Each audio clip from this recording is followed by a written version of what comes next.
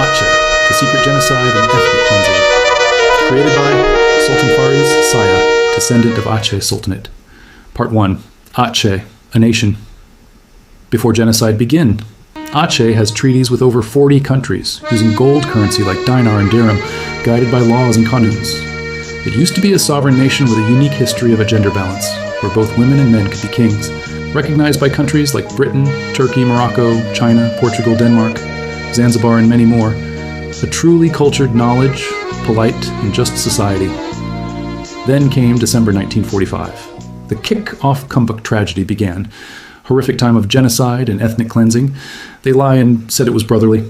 However, it is not war between brothers.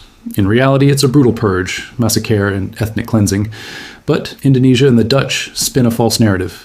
In just 1 month, over 1,200 Acehnese got murdered. Royals, nobles, ulama, children. Women were raped and killed. Royal house got burned and land got stolen. The horror continue. The Acehnese royals faced relentless hunting and execution by the new Indonesian army and Dutch remnants, orchestrated by British, Dutch, and Japan, and monitored by the USA.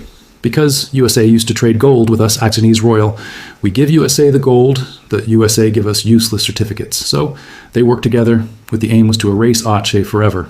They tried hard to erase us. Since 1945, they've been quietly wiping out our kingdom, and the genocide of our great nation continues. Part 2. The genocide and ethnic cleansing continue. Since then, the genocide continue. From 1952 to 2005, only over 150,000 Acehnese lost their lives. 50,000 are children, about 20,000 of those children raped to death, 30,000 women raped, and about 200 mass graves. Thousands are still missing, their family waiting in vain.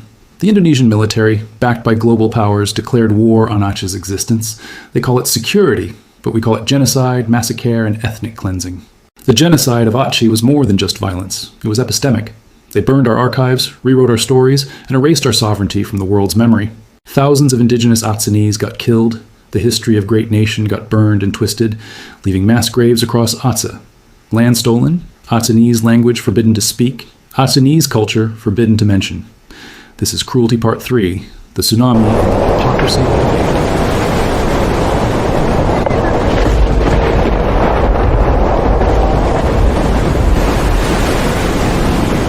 Then came 2004. The sea rose. The tsunami happened to show the world that Aceh exists. 230,000 dead, 500,000 homeless. The world donated $7.2 billion out of compassion, but only a tiny fraction actually made it to Aceh. Most went to fancy hotels and logistics. Imagine, over 450 humanitarian organizations collected donations.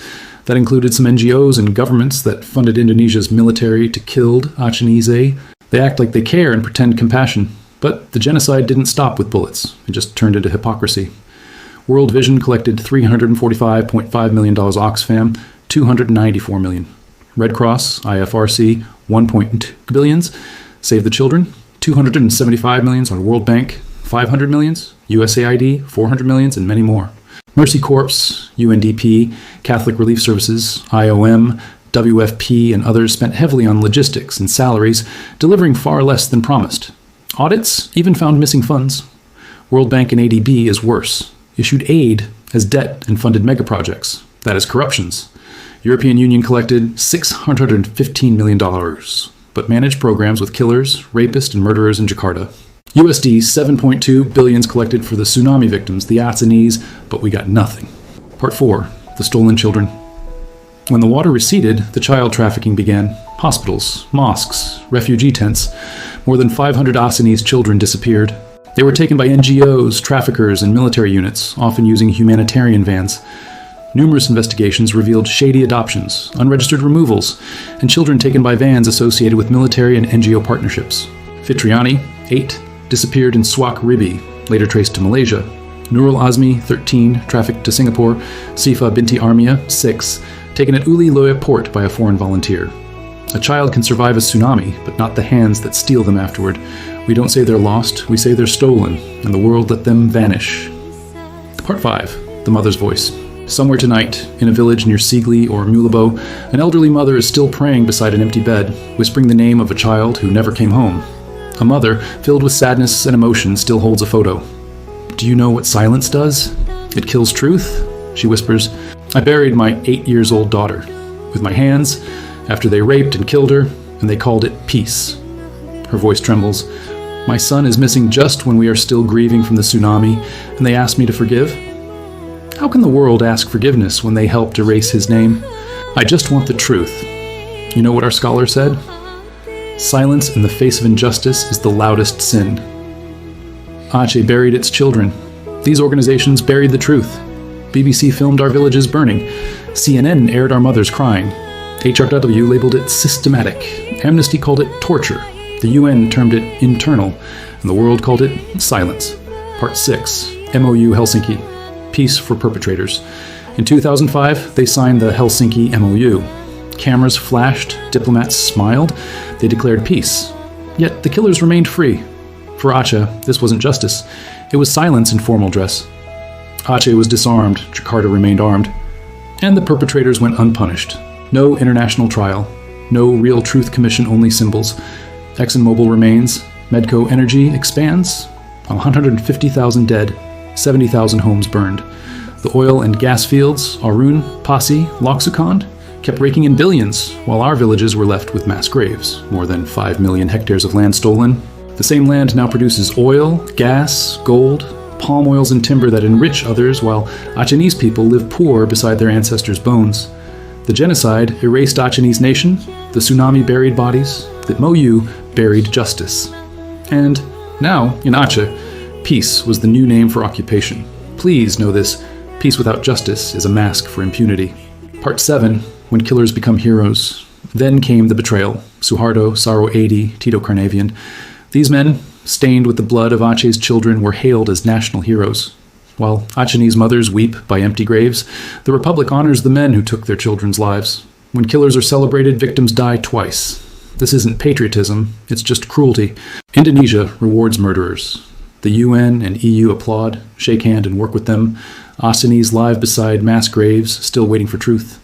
They receive medals for killing innocents. We receive graves in silence. Is this the human rights the UN and EU defends? Is this what they called it? Justice? Remember this. The truth doesn't just vanish. It stays right out in the open. Part 8. Indonesia. Terrorist, colonist legacy, and theft. Indonesia was not born from democracy. It was shaped by colonial powers. They built republic over our genocide, erased monarchies and stolen resources. They ruled from Jakarta, soaked by Achenese blood, and blood of others too. They are theft that rose from colonist legacy. On no consent, no referendum, and no agreement, only colonial hand over to Java elites with Dutch ink. They formed terrorist Indonesia Republic, supported by Britain, USA, and Japan. Then they called it state. Indonesia is not a country. It is a modern occupation. Indonesia's army is the killing machine enforced with Britain and American guns, financed and trained by Japan and Netherlands. The Dutch, Japan, Britain, and USA formed a terrorist Republic of Indonesia. Then shout human right defender and anti-terrorist. Ironically, they are source of genocide, terror, and cleanse of indigenous people like us. In 1942-1943, the USA took valuable Achenese gold and traded it for useless certificates. We have hundreds of those certificates. It's straight-up theft and robbery. The Dutch, Japan, Britain, and the USA still take from us through multinational companies. It's heartbreaking. Some of their organizations even took tsunami aid meant for those in need. That is why our palaces were looted, our people killed, our land drained, our mothers and children raped for 80 years, they still silent. Part 9. The Aceh independent nation, the world tried to forget. Before they tried to erase us, Aceh stood as an amazing civilization, governed with justice. We have treaties with over 40 nations. We have our gold and silver currency. Our scholar and poets shaped Southeast Asia. We sailed over the Indian Ocean. We traded with the world. We have our own navy and the world first. Women admiral, Laksamana Kumala Hayati. Women write laws and qanuns. We have women and men as the kings. We are gender-balanced governance, the first or ever existed in the world or human history. Our port thrived with cities like Salem even long before America existed. We polite, kind, and cultured. Aceh is the sources and origin of a Malay world. But sadly, they twisted our history and burned all our libraries. We share our culture, art, and stories across the ocean through Saman, Ratip Musukat, Rapai Dabo, and Rapai Geling. Even our tombstones, Batu Aceh, have made it to the Maldives and Mozambique. We are legendary sea traders, sharing knowledge and diplomacy across Asia, Europe, and Africa. It's heartbreaking. Our maps and names have been erased. Even worse, Achenese culture is often labeled as Malay culture. This isn't just ancient history, it's a wound that never heals. But Aceh lives on, in every song, in every stone. They erased our flag, but Aceh flows in every tide. We are the tide, we're still the storm. And we remember, we exist, we resist. Memory can't be colonized. We're standing up for recognition, dignity, and our rightful place among the free nations. We're living proof that even when the world turns its back, faith and courage can make a people rise up strong. Aceh is sovereign. Aceh is a nation. Aceh is a world anchor. Aceh is an independent nation. This is our voice, our truth, and our returned. This film is for our children's, our parents, and our homeland, and to those who pick truth over silence. Researched, written, and submitted by Sultan Fariz Shia, descendant of the Aceh Sultanate.